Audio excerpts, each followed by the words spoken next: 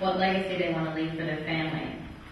Boomers are dynamic, creative, adventurous, and serious seekers of truth and purpose, navigating our path.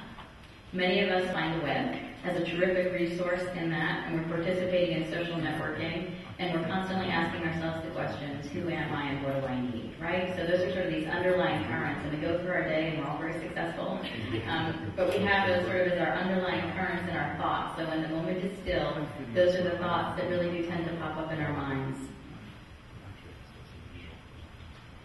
Oops. I'm terribly sorry I'm not better at this. So guiding them through their journey may become the next big thing for insightful marketers, and we at AARP believe that. So we believe that it is our responsibility to help guide our members through transitions and the journey of our life, and we're looking for partners that can help us do that as well. We know that our members believe that they've learned two things, that time is too precious to squander, and dreams are too important to give up, and we want to help them in that regard. And the quest that our members go on can be triggered by positive things, so becoming a grandparent, for example, finding a fabulous new career, or they can be triggered by negative things, right? So you could have, you could be thrust into a caregiving role, for example, or you could lose your job, or you could be facing retirement in a way that isn't how you want it with financial security, like all of us are probably feeling right now. But it's our responsibility to help our members through all of these transitions on their quest, the positive and the negative. And the financial insecurity is a big issue right now for, certainly for me, probably for all of us in the room, and for all other boomers. So in boomers' exuberance to live life, we haven't been terrific savers. Right? So our parents were much better savers. We haven't been. Most of our money has gone into our homes and to pay for our child's college educations, that sort of thing. Still others didn't have an easy time launching their career. So there are some financial issues that we have to worry about. And healthcare insurance is becoming a much stronger driver in our cost decisions and our decisions to work longer. We're seeing a growth at AARP in reverse mortgages, of course, and there's positives and there's negatives to them. So financial insecurity is top of mind for most boomers. Despite all that, though, as I'm sure you guys know, baby boomers hold the wealth of the world's economy. So there's about 77 million of us out there, represent about a quarter of the U.S. population, but almost 3/4 of the U.S. buying power. We generate $2 trillion in annual income, and we own more than 70% of the U.S. financial assets. So that's about half of all discretionary spending is the responsibility of baby boomers today. And companies, as you know, are racing to boomerize their products and using technology to do that. And I have just a few of my favorite examples. And there may even be folks in the room who,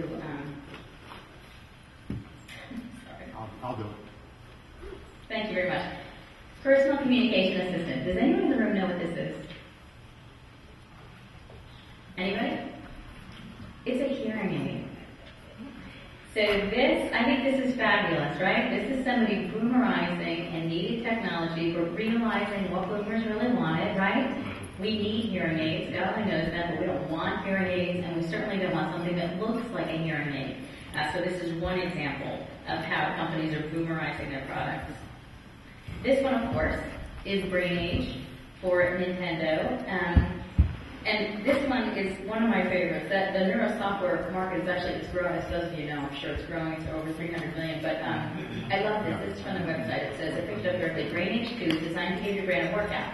Increase blood flow to the prefrontal cortex, exclamation mark. So I love that. So, you know, if I feel like my blood flow is good to my hippocampus or my cerebellum, but I don't know about my blood flow to the prefrontal cortex, this is the game for me. So this is what happens when we let our technology guys get too close to marketing.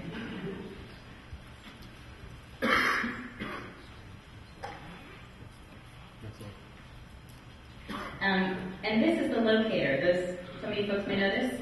So if your blood flow isn't optimized to your prefrontal cortex, you forget where you put some of your things. And this is a product, a locator, that allows you to attach a tag to various items, including your dog, and then help you find that through the locator. So I think this is fabulous.